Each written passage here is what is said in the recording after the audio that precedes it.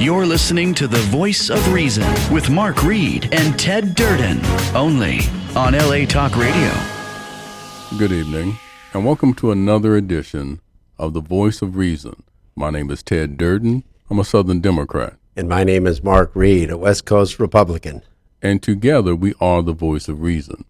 For those of you tuning in for the very first time, this is a politically based, politically motivated podcast where civil discourse is the order of the day, where Mark and I find that we have more things that unite us than there are things that divide us.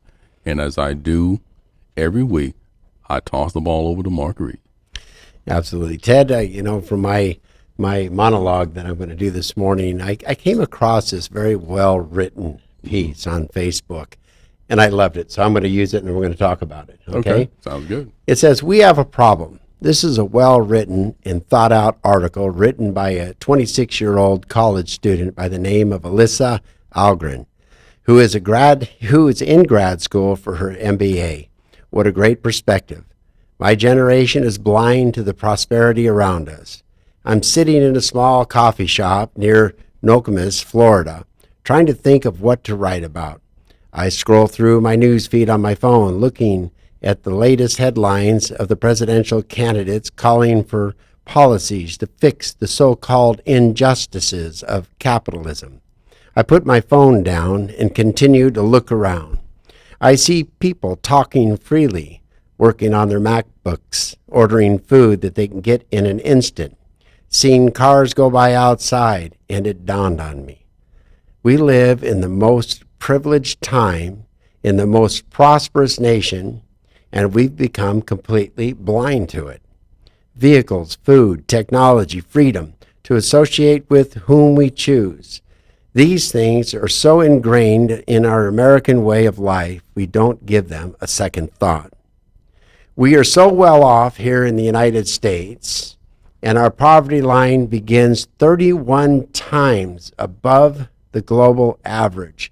31 times, Ted, above the global average of poverty. Virtually no one in the United States is considered poor by global standards, yet in a time where we can order a product off Amazon with one click and have it at our doorstep the next day, we are unappreciative, unsatisfied, and ungrateful. Our unappreciation is evident as the popularity of socialist policies among her generation continues to grow. Congresswoman Alexandria Ocasio-Cortez recently said to Newsweek, talking about the millennial generation, an entire generation, which is now becoming one of the largest electorates in America, came of age and never saw American prosperity. Imagine that. Wow. They're coming of age and never saw American prosperity. Never saw American prosperity. Just let that sink in, everybody, for a minute. They've never seen American prosperity. When I first read that statement, I thought to myself, that was quite literally the most enlightened and factually illiterate thing I've ever heard in my 26 years on this earth. Many young people agree with her, which is entirely misguided. My generation is being indoctrinated by a mainstream narrative to actually believe we have never seen prosperity. I know this firsthand. I went to college. Let's just say I didn't have the popular opinion, but I digressed. Why then, with all of the overwhelming evidence around us, evidence that I can even see sitting at a coffee shop, do we not view this as prosperity? We have people who are dying to get into our country. People around the world destitute and truly impoverished. Yet we have a young generation convinced they've never seen prosperity. And as a result, we elect some politicians who are dead set on taking steps toward abolishing capitalism. Why? The answer is this.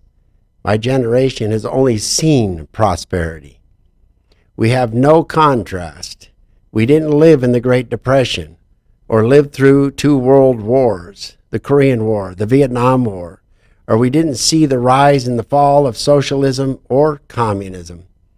We don't know what it's like to live without the internet, without cars, without smartphones. We don't have a lack of prosperity problem. We have an entitlement problem, an ungratefulness problem, and it's spreading like the plague. What do you think about that piece, Ted? I think for the most part, she's accurate. This generation is truly entitled. Now, prosperity is all around us. You may not experience personal prosperity, and that all depends on what your definition of prosperity is. I grew up in the South. Mark, you're Native American. Yep. We've all experienced poverty at some level. There was I remember growing up, and there were times there wasn't anything to eat, and we would get what was called blood soup. And that was soup that was made from the blood of animals from a slaughterhouse. Mm-hmm. So that was some of the poverty that I experienced as a child. So, but even considering that, there are some that are abroad that live globally in Europe and on the African continent that did not even have that. So it all depends what your definition of prosperity is. She is spot on with the entitlement of this generation. Like she said, not having to do without the internet. You take a kid's phone away. Oh, they go crazy. It's their iPad. The games on the iPad. Yeah, they go nuts. The death of a dog. And she's right. They really don't know what prosperity is. It's been defined by the media. It's been defined by other socialists per se, as far as exactly what is prosperity. Because Jack and I had a conversation before the show, and I remember there were some Russians that were brought to this country, and this is probably about 25 years ago. Right. The things that amazed them the most was this woman walked down the street, and there was fruit hanging over a fence, and she asked the guide if she could pick it, and he said yes. I won't get arrested? She was shocked. They were amazed at the fact that you could walk anywhere in this country, see a fruit tree, and grab fruit off of it. To them, that was absolutely unfathomable. There are a lot of things in this country that we take for granted. The United States of America is one of the greatest countries on this planet, period. It just is.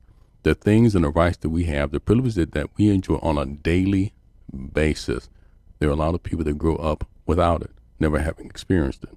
That's why people are so desperate to come to this country, because of what it offers.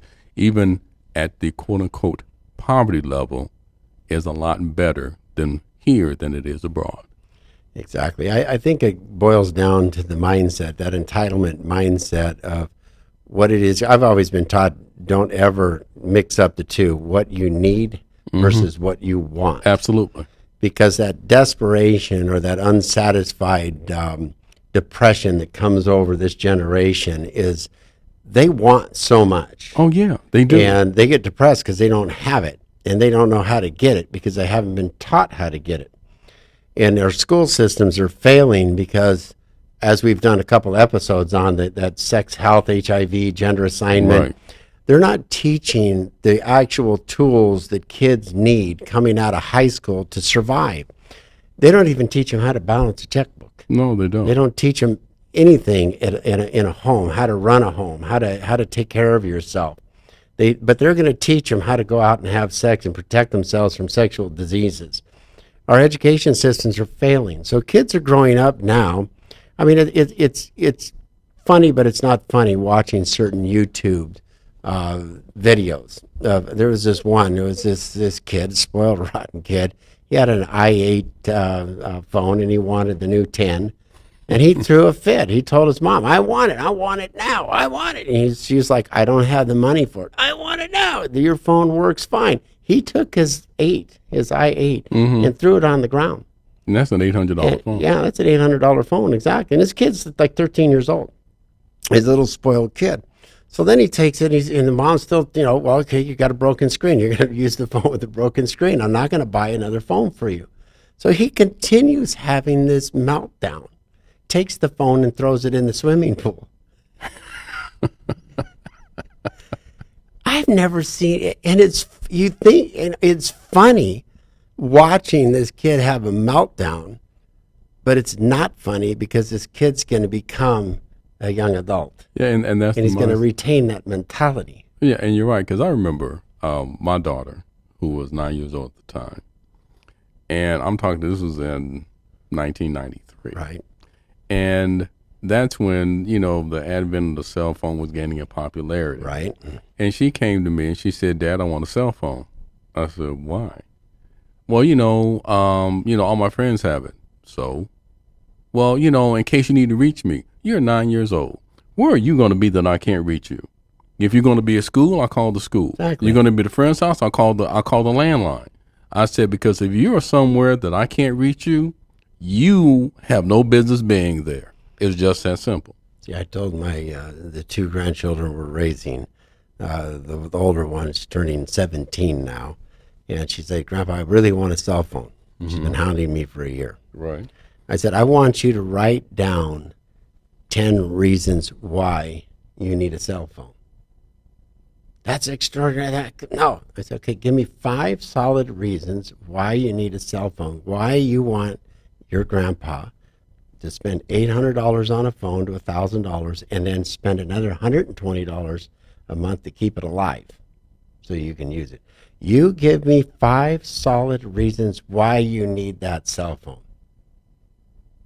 To this day, she hasn't done that because they're not there. No. No, I need it at school. Why do you need it at school? Because I have to get a hold of you. The school will get a hold of me. Right. If you're not supposed to leave the campus, so I know where you're at. Well, I need it. You can use the phone at the house. If you need one of our cell phones, we give you the cell phone. What do you need a cell phone for? Just lay it out to me, please. Why do you need a cell phone? Why do I need to spend $120 on a cell phone? It's just a fad. These kids all think they have to have a cell phone. Right, yeah. Because the other kid has it. Right. And this is something that's in Silicon Valley because they keep all electronics away from the kids in the private schools, I believe, till they're 14 or 16 years old. Then at that age, they teach them that those things are tools. Mm-hmm. The internet is a tool. Absolutely. But the kids today, Facebook, when the founder of Facebook started it, they knew the kids were going to become addicted to it. Oh, absolutely. And they are addicted to it. Yeah. I believe in Malibu, you can go and get, it's kind of like a detox off Facebook. It costs you $30,000 a month. What? Detox from Facebook. What? Yeah, social media. Yeah, it's just like, it's literally just like an addict. That's They're addicted. I said, for $30,000, I'll take your phones away from you, grind them up, man. I'll detox you right now from this.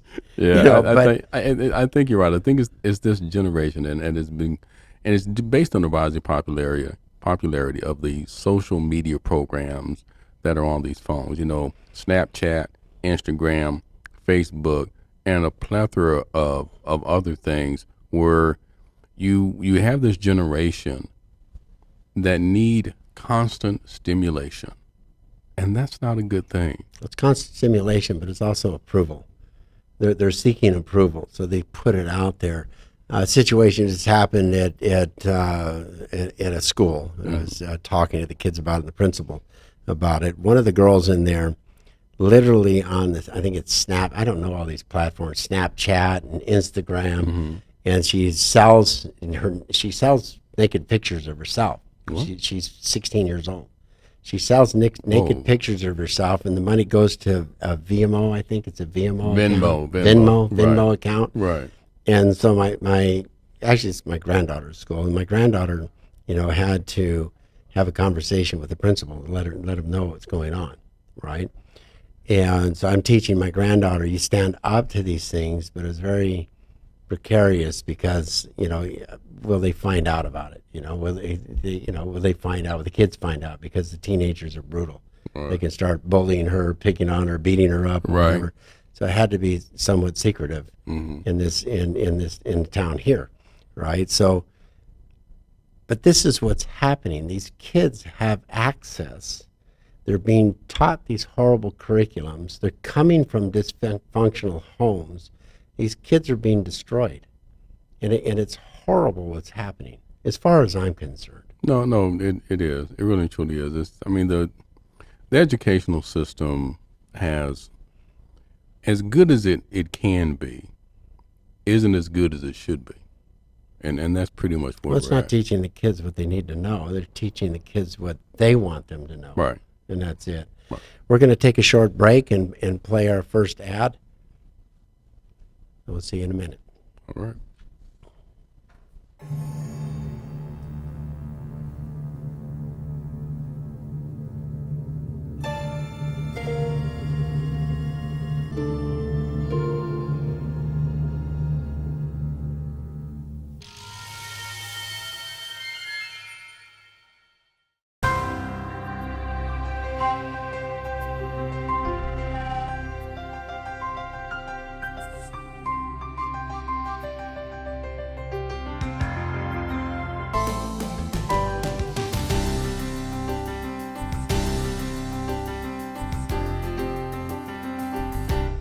Welcome back to the Voice of Reason.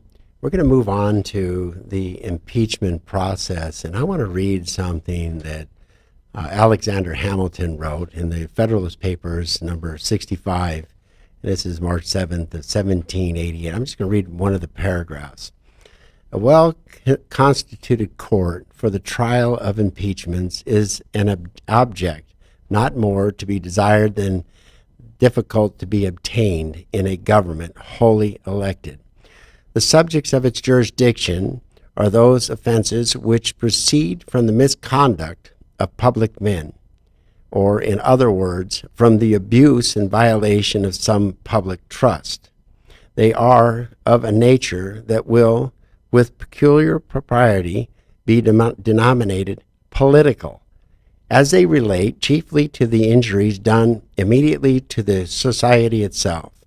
The prosecution of them for this reason will seldom fail to agitate the passions of the whole community and to divide it into parties more or less friendly or amicable to the accused. In many cases, it will connect itself with the pre-existing factions and will enlist all animosities, particularities, influence, and interest on one side or on the other. And in such cases, there will always be the greatest danger that the decision will be regulated more by the comparative strength of parties than by the real demonstrations of innocence or guilt. Watching the impeachment in the beginning was interesting. It became a blood sport. Now it's denoted down to strictly a solid political move. And I'm watching, on one of the episodes, I did a monologue, and I was saying that Nancy Pelosi is a very intelligent and calculated, politician. Mm-hmm. She's good at what she does. Yes, she is. And I give her kudos for that. Now I sat there and I looked at why, they rushed through the House, the process in the House. They didn't want to take the subpoenas or even subpoena a couple of the major players in the White House. They didn't even give them subpoenas. They said, well, we need to rush through this. This is such an imminent danger that we need to get this done now. So they didn't do it. That's the process they should have done it through. Mm-hmm. And even one of the unfriendly Trump educators said it in one of the testimonies. One of the professors, correct. One of the professors said it. Then they got the impeachment completely on party lines. They got the impeachment on the two of abuse of power and obstruction of Congress. Right. Then she held on to him for a month. I sat there and had to think, why did she hold on to him for a month? We're hearing all the Republicans coming out, they're not so solid on their case. They're not so solid on the presentation of the case. They're waiting for more information to come about.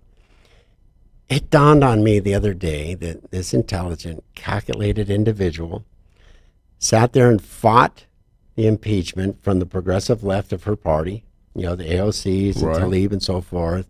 She fought it and fought it and fought it and fought it until she finally caved in. Now, the impeachment came down in December.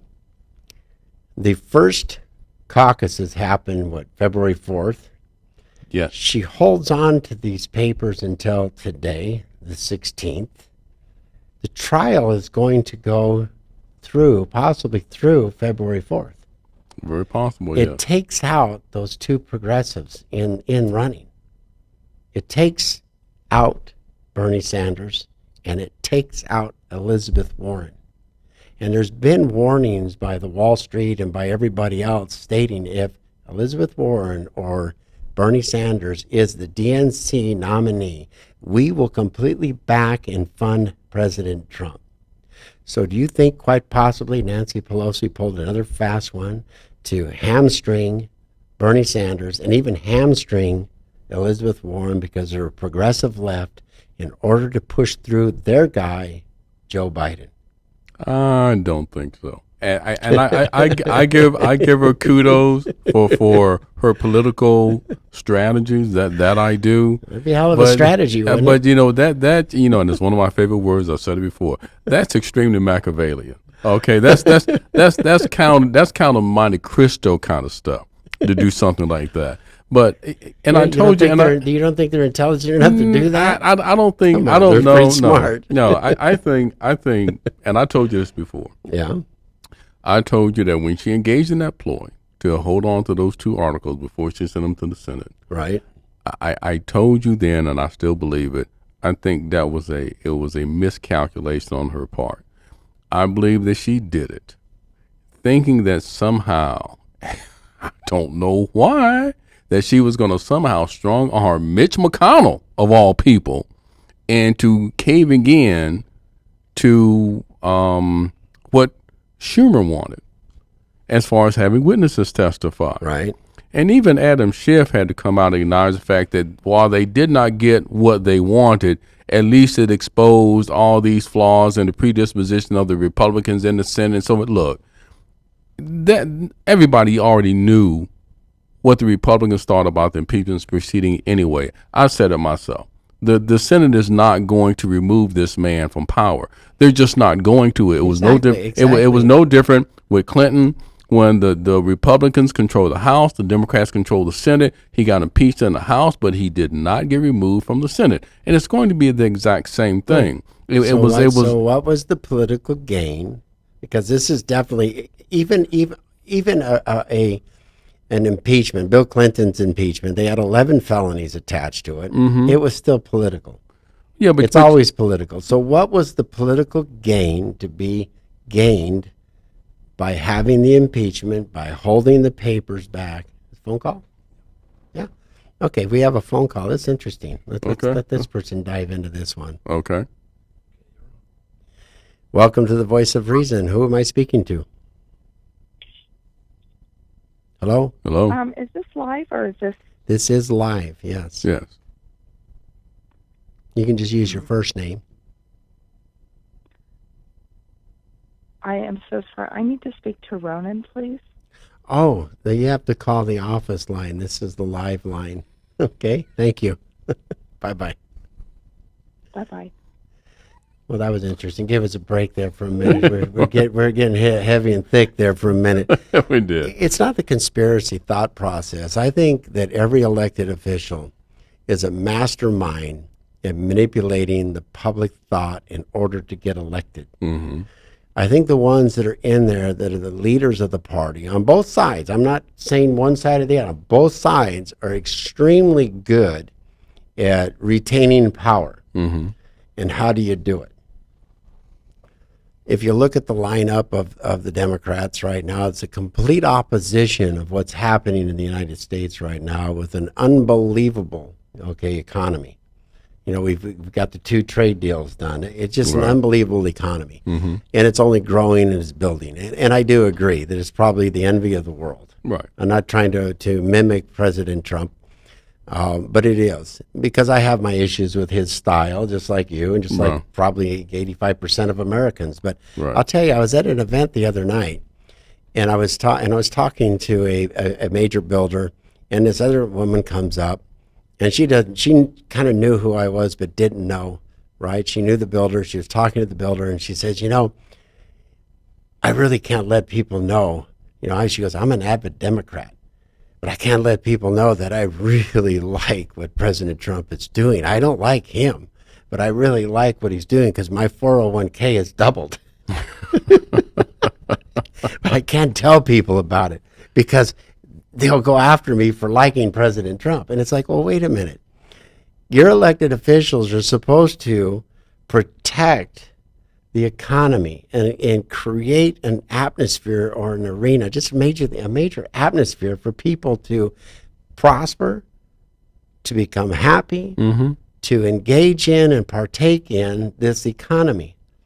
And, we have, the lowest unemployment rates of the African American community, the Hispanic community, the highest employment rates of women, right? We've had a growth of an average growth of $5,000 a household in income. Mm-hmm. And it should just get better so long as we don't attack, the engine that's going on right now. Right. And all the Democrats want to do is they want to, the Democrat leadership, not just Democrats, but Democrat leadership with Bernie Sanders, Elizabeth Warren, that we want to give you all health care, but we're going to increase taxes, by $3-4 trillion a year. We want to do this. We want to do, the new one is we want to give everybody universal child care. Oh, yeah. It's like, really? They They think up of all these grandeur ideas, going right back to that young lady's thesis she was writing, and it's entitlement. If I'm going to get married, when my wife and I got married 42 years ago, I didn't look to the government to take care of my kids. I looked to my mom and dad. They were still busy. Her mom was still busy. She was a single mom home. We took care of our own kids. We worked. Right. We used my brother-in-laws, my sister-in-law. We figured out how to make it work.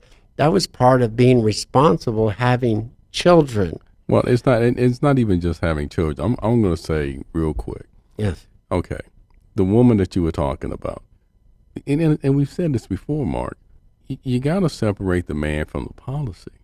Yes. You have to do that. Absolutely. I am no fan of President Trump. I make that known, but I like some of the policies that he has implemented. Yes. Okay, and so she can be excited about what he has done for us economically with her 401k going up. She doesn't have to like the man, and that's fine. Well, and it's kind of funny, and I'm going to harken back to the 1920s during a lot of the presidential campaigns, with what a lot of my Democratic counterparts are doing with the free health care, Bernie Sanders wiping out college debt, Right. now free child care. Back in the 20s, and I can't say, and I'll own the fact, I cannot recall who the candidate was. I promise you a chicken in every pot. That was the tagline. Yep. I promise you a chicken Yep. in every pot. Wasn't that was a Chicago Democrat. It might have been. It might have been. I don't recall. I don't recall if it was Republican or Democrat. No, most likely it was Democrat. A Chicago Democrat, Mhm. and he was the guy in the film of Wherefore Art Thou with George Clooney. And it was Bill Daley, I think it was. You might be right. Yeah. You might be right. And But and he promised everybody chicken in every pot. Chicken in every pot. You vote for me, I'm going to put a chicken in every pot. And it's the same thing. But as we've said before, and even Donald Trump wasn't real happy when he first got into the White House, because during this campaign he talked about repairing the infrastructure all across the United States, and it was great. It was a lofty ideal. Right. There's a lot of work that needs to be done on our roads, on our railroads, on our bridges. First thing he got asked is, where's the money coming from? He looked like a deer caught in the headlights. What? Yeah, well, that's why. Why didn't somebody tell me I was in? He said, well, where's the money going to come from? You cannot do these programs without trying to indicate or finding out or make a determination where that money's coming from. And what did Elizabeth Warren say during the debate? We're going to ask the top 1% to give a little more. Just give a little more. Just give a little more. Okay, at some point, the back of that camel's going to break. You cannot just keep hitting the uber rich, even whether or not they can afford it. It is still unfair because everybody works hard for their money. Our tax system was designed as a progressive tax in order to, how would you say, create, not equality, an equitable tax bracket, to make things equitable in a sense. But because government has gone so ape wild on spending money on everything, again, universal health care, universal child care now, chicken in every pot, we can't do that. No, there's a finite amount of resources, and it's kind of like we talked about education. It's getting back to the basics. Mm-hmm. What is the government supposed to be doing for us, and are they even doing it now? Well, the problem is they go too far. Well, that's precisely. But they- what is they- the basics? If you talk about the basics, what is the basics of what the government exists for? The purpose of Is the government there to give you everything? No. The government is supposed to provide us with military to protect our borders and protect the citizens that live here. Some infrastructure for commerce. Right, exactly. That's what they're supposed to do. Right. They're supposed to lay forth or set forth laws to make sure there isn't any discrimination. Everybody is treated fairly. Yes. That is the primary reason. Of course, there's freedom of religion. There's freedom of individual civil rights. Right. That is the purpose of government, but not to solve every problem that we have. We've had the discussion early on during one of the earliest shows about individual responsibility. Right. We live in a capitalist society. You can to make as much money as you can, as your imagination and your enterprising intellect will allow. That's what this country is built on. That's what we're about. We're not a socialist nation. And a lot of the Democratic counterparts, the Democratic leadership that insist on trying to implement the social programs, like I've said before, it's a great soundbite. Yep. It's a great 30-second soundbite. That's all it is. Because it's like I said, it's like throwing a rock and hiding a hand. Where the money going to come from? Exactly. On that note, when we return from our advertising, we're going to have Lucie Volotzky, a candidate for the 38th District. Lucie speaks 3 languages, but listens to and understands constituents as they speak their concerns is most important. The residents of the 3 valleys in the 38th District all want less taxes, enabling families and millennials to have more time to enjoy what they can spend from wages earned, less government regulations which strangle small business owners and limit hiring more employees, more time to spend growing a business, and less time with complex forms to comply with regulations, safe neighborhoods, faith-based and charitable-based solutions to the opioid addiction. Voting on legislation in Sacramento should be a means to improve the quality of life of residents in achieving the above goals. Reflect protecting a balanced community of young and old residents, not protect political agendas contrary to the unity of the United States and the state of California. You can go to her website, voteforlucie.com, and watch and look at her website. When she comes back on, you can call in live and ask her questions if you'd like to. But for now, we're going to pay our bills and go to our advertisements.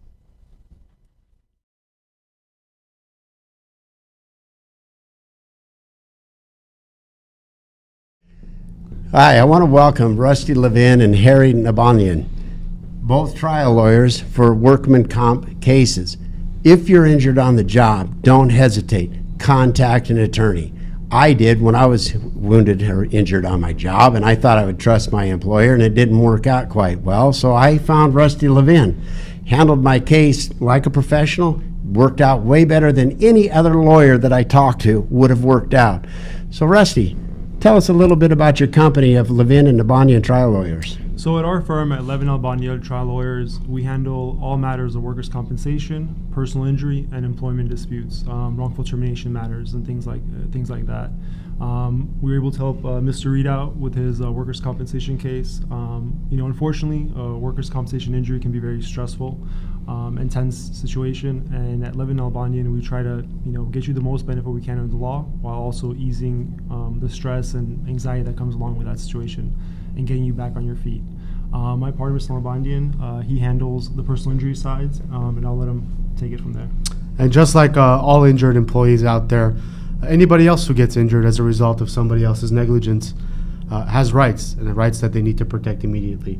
And they should do that by calling Levin and Albanian Trial Lawyers and letting us help ease that tension off of you and get you the result you deserve, while also making sure that you get better in the progress. So we're here for you, folks.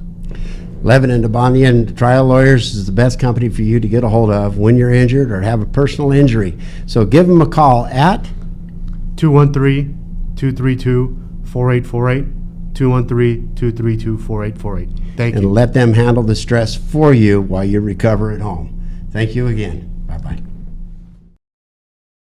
Hi, my name is Ted Durden, and I want to take a moment to talk to you about trust, and I trust churchandlaw.com. When it comes to workers' compensation and employment law, you can trust churchandlaw.com. If you ever need legal advice you can rely on, it's churchandlaw.com. Black and white, no gray, churchandlaw.com. 818-230-3110. churchandlaw.com, a law firm you can trust and count on. Welcome back to the Voice of Reason, and joining us is Lucie Volotzky, the candidate for the 38th District. Welcome to the show, Lucie. Oh, thank you for having me Absolutely. tonight. Thank you, Ted. Thank you very much, Ted. Pleasure. It's a pleasure. Absolutely. I don't bite even when your arm goes across there. Okay, that sounds So, good to me. Lucie, tell me a little, just real quick, a little bit about yourself and why you decided to run for the 38th Assembly District. And tell us, where is the 38th Assembly District? Well, what that- city is it? Is Simi Valley, is Santa Clarita, Northridge, Chatsworth, Porter Ranch, and Granada Hills. Perfect. So what made you decide to run for the seat? Well, I came here in 1984, met my husband very quickly. We started a business together a couple days after. We started in the indoor swap meet, by the way, very interesting, a 10 by 10 location. And after a couple years, we opened a store, but we hit two major recession in the 90s Right, and in 2007. right. And of course, at that time, raising our children, tried to manage to grab any pennies we could to survive. Right. That was very difficult. But now we're hitting another big problem, what we're having here in California, and what our state doing to us as small businesses. It's been affecting us as far as minimum salary, the minimum wage, Right. what they've been changing around because everything escalate, like they went for $15 an hour. Right. And it's not just that, because when you hire someone at $15 an hour and someone already earned $15 an hour, then you have to bump up Right. then 16 or 17, whatever it is. But it's not just about the minimum wage. It's about workers' comp. You pay more Absolutely. taxes, and it's just like a little things they want to take away from you to be able successful as a small business, and they don't get as a solution. They want just to grab right away things about money and taxes for them to achieve their goal, and for us who are forgotten to be successful. Well, the state, I think the state elected officials don't really have an understanding for a small business owner at all. They keep putting more and more on the back with regulations and taxes and this and every loophole that you have to jump through. You mentioned AB 5, and Ted, you got a question for her about AB 5 and how it affects her business and businesses in general, and what she thinks about that with the running for state assembly. Yeah, with the problems at AB 5, you're familiar with it, correct? Yes, that's correct. Okay. Yes. And I guess the question is, what efforts would you take to minimize the effects of this new regulation going into effect? Well, first of all, I was just to appeal completely AB5 because what happened when they decide to do something, they put everything in one package instead to analyze who should be on this regulation or and it's terrible the way they do it. They do it that for everything. They have the solution for them is to put everything as a package. But the AB5 was started with Lyft and Uber, and they decided to bring some other independent contractor. But not everything, it's equally the same way for each one of us to do the AB5. I have people working on the software business as an independent. They lost half of their income for the year already because of that. Right. What about the writers? That's exactly what I was thinking about. A friend of mine has a writing website. It's a website. They sell the scripts and so forth. Yes. But his web guy comes in, and now he has to be considered an employee, and Employee, they don't right. know what to do. I mean, they're really stuck. So Yes. you would like to get to the state level and either repeal it all the way. That's correct. For me, I would like to repeal it and bring back what should be done or to be independently for each independent contractor Right. where you should be, because you cannot put in there. Or create a specification of who fits into an independent contractor, and really delineate that out in a solid definition. Definitely. They should even do it right now. I think it's an urgency to do it because people hurting already. It's a must. It was a lawsuits like you brought up, I believe. It was lawsuits by Right. Uber and Lyft that really created the problem. And then you had our elected officials, like you said, put it all into one big basket, and they really messed up in a complete gig economy. They really and truly did, because of the fact that, this economy or this, I'm just going to say this society, is built on small enterprise. Yes, it And is. that's what it's built on. And you cannot take away their freedom and their choices. If you have someone that wants to be an independent contractor, then that's their right. And to take that and force that upon anybody that hires them to make them seem as an employee or quasi-employee, place an incredible burden upon the quote-unquote employer. And like you said, it creates too many problems, because at that point, if an independent contractor is then considered to be an employee, there is possible health insurance, there's automatic Yes. workers, and they are required to have workers' compensation. Yep. Because if they don't, they get severely penalized by the state. So the implementation of AB 5 is just eviscerating this economy at that level. It's affecting small businesses and independent enterprises horribly. That's what's going on. I think the government or our state, they put too much the time in the small businesses. They don't help us. They hurt us. They hurt us all the time. They should, like it says, take care of the youth, take care of the people. Like we have foster care, take care of them, take care of them well. The business, we are small owner. We know what we need. Right. They don't know what we need. They don't take time to listen to us. They don't want to hear about us. We are forgotten in the base. Well, the state of California is the most business unfriendly state, and Los Angeles is becoming probably the hub of that. Right. And I know this is what's happening all along, and this is what I've been experiencing since I'm here. And I'm very happy in California. Believe me, I'm happy to be a citizen. I have 4 beautiful children. They are very successful. I have 2 grandchildren. We're doing well with ourselves. It's our government does not do Gets us. Gets in the way. Get in the way all the time, and we cannot progress at that point. At one time we had 5 stores, and we have to go down to 2 stores because of this minimum wage and all the costs for us. It was too much. And right now we have many restaurants also closing because of the minimum wage. People or they fire people and the owner work harder.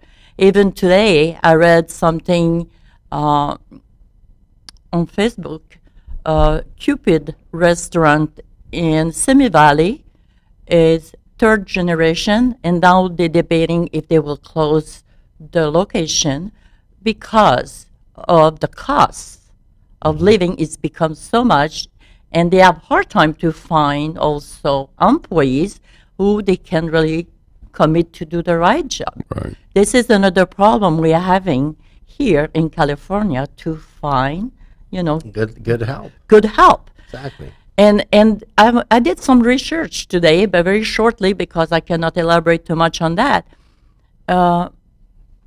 Kids don't work today. I started to work at 10 years old. My mom doesn't remember when she bought a piece of clothes for me or any kind. We all did in the past generation, and it was fantastic. And I think today this is what is missing in our youth, of our new generation, to find a way to grow and how to earn some money and to be happy or to save or things like that. They have no knowledge. Otherwise, if the parents has the knowledge like us, my kids work as a young age. But we should bring this back. I was looking. Well, you were listening to the first episode, the first segment of the Yeah. show, And it's that entitlement mentality that's Right. growing. And for them to honestly believe they've never seen prosperity. And it's like, hold on a minute. I know people in other countries. I've been to other countries. And it breaks your heart sometimes when you see what they're living like. You want to bring them here. Oh, Yes, right, yeah. of Because course. it completely breaks your heart. But moving on to one more subject here before we go on to our next break. Prop 13, there's two proposals that are going to be on the November ballot that are going to essentially split the roles. There's misleading information on there to trick people into voting yes for them. Tell me what you want to do with Prop 13. We're the seventh highest property taxed state in the union.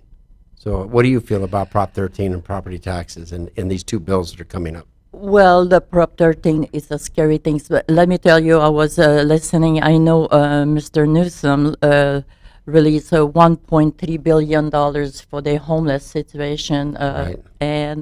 And of course, my head's working. I says, oh, because he's going to have maybe about 8 to 12 billion coming up in Sacramento because of this Prop 13.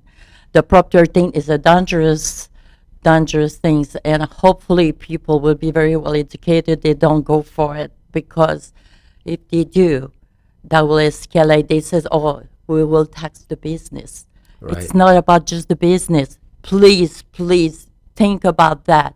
The business, the tenant will end up to heat. Well, it's all You know, it's all a trickle down. If that's they're going to correct. put more property taxes on residential, all commercial properties, it gets passed down to the end users. So who are the end users with businesses and widgets, products? Right. The people walking in and buying things. But let me ask you a quick But also question. the same thing with apartment buildings. No, because It's I gonna haven't go seen up. the prop. So you said the way that it's written, it kind of takes me back to what was it, Prop 8 when they did that. If you weren't careful with the way that it was worded. Yes. Okay, Prop so 8 and Prop 6. Right, so Prop how- 6 is a big one. So how is Prop 13 written where if the average person reads it and gets confused and they vote the wrong way? So can you get into the language of it at all? You haven't seen it yet. The justification or the misleading is it is a splitting the roles in order to pay for more education, paying for this and paying for that. But it's always a trick. Our politicians in the state of California, Right. just like Prop 6 said that they're going to raise the gas taxes up and it's going to fix the infrastructure. That money didn't go to the infrastructure. No, it didn't. Neither No. didn't. Just like So the lottery money. But That's go how ahead. that's how they're using the trickery of both of these bills. Okay. To do that. We're going to take a break and pay our bills. We're going to come back and talk about some of the local issues that Lucie wants to attack. My erstwhile opponent says I don't accept debate invitations. I accept the League of Women Voters invitation. The League of Women Voters LA chapter was the one who invited him to the 5 debates with a battered women's organization, with a synagogue, 2 churches, and the American Legion. And he turned down them all flat with the League of Women Voters.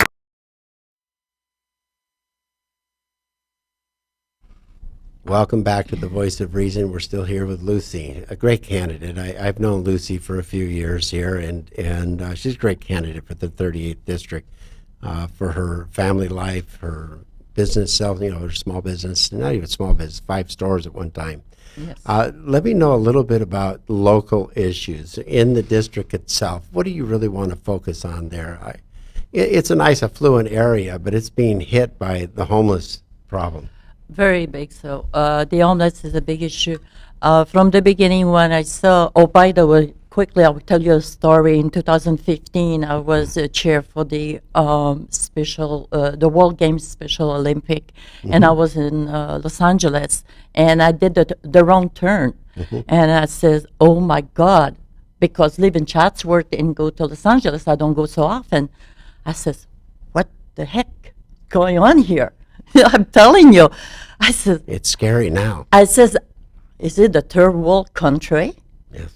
When I saw that, I couldn't wait to get out, because honestly, I never experienced that in my life, Right, yeah. And I come back to the Valley, and a couple weeks after, we had an event. It was a town hall, and people was talking about the Special Olympic. Not the Special Olympic, but the Olympic coming up in 2028. And I said, how dare you? I said, you're talking about 2028, the Olympic? I said, what's going on in Los Angeles? I said, are you going to have this Olympic in Los Angeles with the same thing what I experienced, what I saw a couple weeks ago? And at that point, things started to accelerate. That click in, and people, I was not expecting that. But homeless situation, it become a big issue. And if you look at San Francisco, what's happening right now, of course, it brings trickle down to us.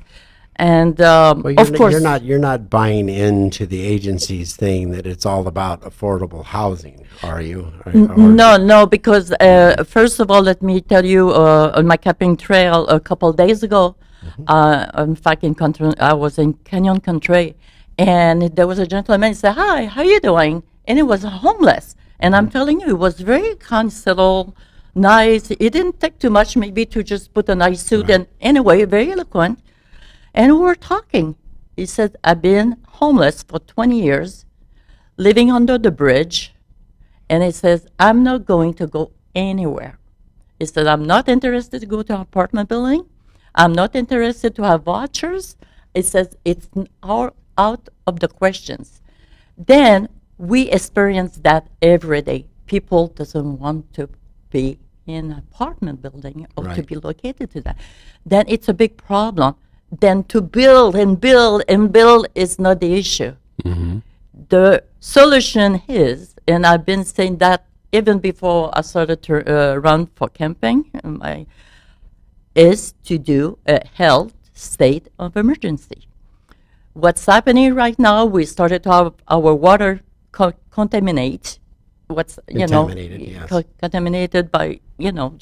the situation, the feces and urine else that's going on. They must stop there. And now they want more money. In a couple of years, they will ask more money. And the solution, they don't have it. Then this is the only solution they can do. They have to stop the bleeding. Right. Okay? You stop the bleeding, and you take care of the problem. Do you believe that there's a large percentage of individuals that are living on the streets? Because you described the one gentleman, doesn't seem like has a major mental issue. Right. Antisocial possibly, and he doesn't want to live within the confines of society. However, do you believe that there's a large population of mental health issues on the streets and also drug addiction? Yes, definitely, yes. And in fact, he was talking to me about that. Mm-hmm. And I don't think this gentleman, he wasn't drug at all. Mm-hmm. But he says to sleep on the street at night is so difficult. Then people research to take something to fall in sleep or sleeping. And he says it was one of the ways people become very addicted to drugs and things like that because living on the street. Mm-hmm. Sometimes they come on the street, they are very they're self-medicating on the streets. That's correct. It's a big problem that's occurred there. Then it's really a health problem, and until they don't attack this problem, nothing will change. That will not take care of the problem. Now, I know that, do you have anything? No, go ahead. They have a lot of issues always coming up. The city and the state, they always want to jump into rent control. And do you think that's the solution, is actually mandating rent control? Doesn't change anything. Rent control, okay, listen, if you cannot pay $1,000 a month, as an apartment, and the rent control is 5% plus the 2% of, right. It's 7%. It's $70 a month, again, for the following year. Mm-hmm. If you cannot pay $1,000, how you pay $1,070? You know what I'm saying?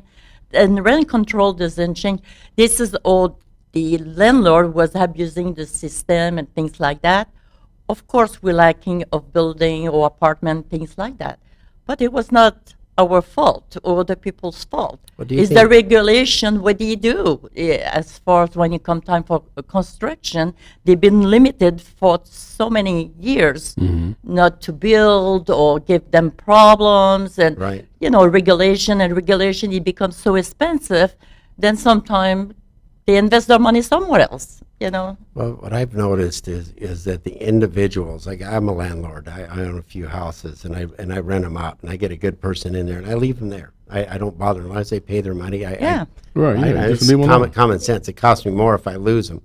What I've noticed in being in meetings about rent control and about affordable housing and so forth, is these major management companies they've got 500 apartment buildings they're dealing with throughout the state of California or Southern California, and they don't care.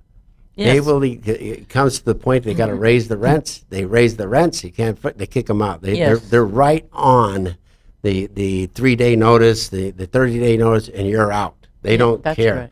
They'll get rid of families and everything else, and they don't care. And they just keep jacking the rents up, and they're money driven. And I agree. I see that happening where you have the major corporations that own these apartment buildings. Because in the old days, I've known people that have owned 4 or 5 buildings. Oh yeah. They manage them themselves. They have the on-site, groundskeeper and so Correct. forth. And they really get to know a lot of their, how would you say, leasees or renters, right? Well, the tenants. Right. And they're tenants. There's the word I was looking for. And they don't want to throw them out. They'll help them out. But when you get this cold-cut business model of these management companies coming in. Yes, of course. And this is what, at a meeting where they have the transitional housing, the builder comes in and builds it for outrageous dollars and cents for each of the little units. They were trying to say that, well, there's no more tax money going into it, but they're all on Section 8 vouchers. Oh, yeah. Right. It's all tax money. Yes. These builders retain 1/9 of 1% of the building so that they can refurbish the building every 15 years, no competitive bidding. They own the management companies. Yes, they own everything. Okay, and they own it, and they're getting all of it. It's a huge cycle of taxpayers' money going through this machine it's constantly there. And these management companies, they don't care. They're managing. I think the one company I was listening to manages over 700 buildings in California. Well, what do you think is the solution, though? Well, let me tell you, I've been involved a lot with. Yeah, there is a. Putting me on the spot now. Yeah, he took you. Lucy's the guest. Yes, that's fine. I tried to save you. Oh, I can say I'm a savior. Listen. As far as the homeless and people, like I said, would stop the bleeding. The thing is, I know some people, they're having hard time to find a location and as a reasonable prices and everything. But sometimes we have to make decision where you want to be with your life. Right. You have to make your own decision. Okay, I want to be here, but yes, it's not affordable for me. Is it possible for me? I can maybe move 10 miles away, and maybe the rent can be a little bit less, and it will be affordable. I still can find a job, maybe. You have to take your own responsibility also as an individual where you want to be in your life. You cannot always to be dependent on the government, because if you go with the government, they don't know what is your need anyway. No. And what happened, like they did with EB5, this is, we need that, but they put everybody in the same package. Same category. Lucie, I want you to go ahead and tell everybody your website. Okay, but before I want to say something very important. Okay, because we have 2 minutes. Okay. To do and be a good candidate, you have to have integrity, you have to have the way to connect with the people, and you have to find a way to deliver. Well, integrity and connecting with the people is the lost art of our elected officials right now. Yeah, but No I'm saying about it's very important to bring this back to ourselves. And I want to tell you, Mark, We're on a hard cut. What is your website? voteforlucie.com. Okay. Look, And give her donations. She needs that if you want a good representative.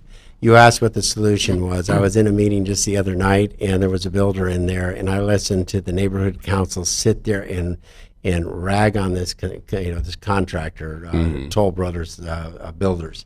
Good building company. They spent over $1 million trying to save 89 trees.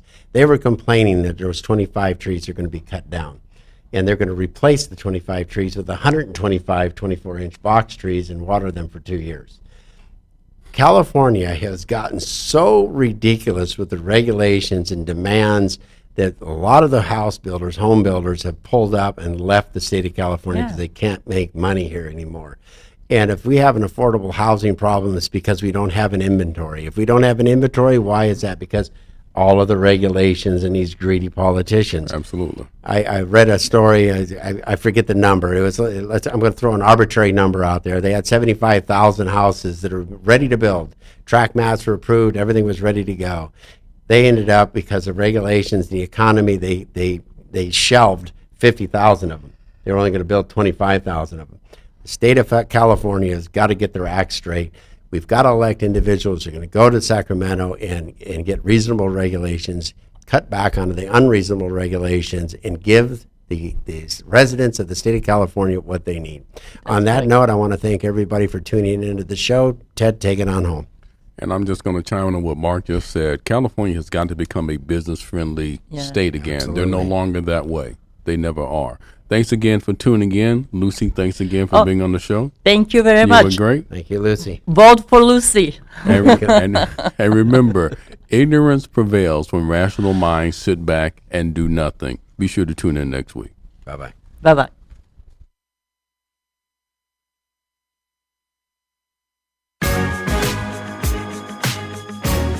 You're listening to The Voice of Reason with Mark Reed and Ted Durden, only on LA Talk Radio.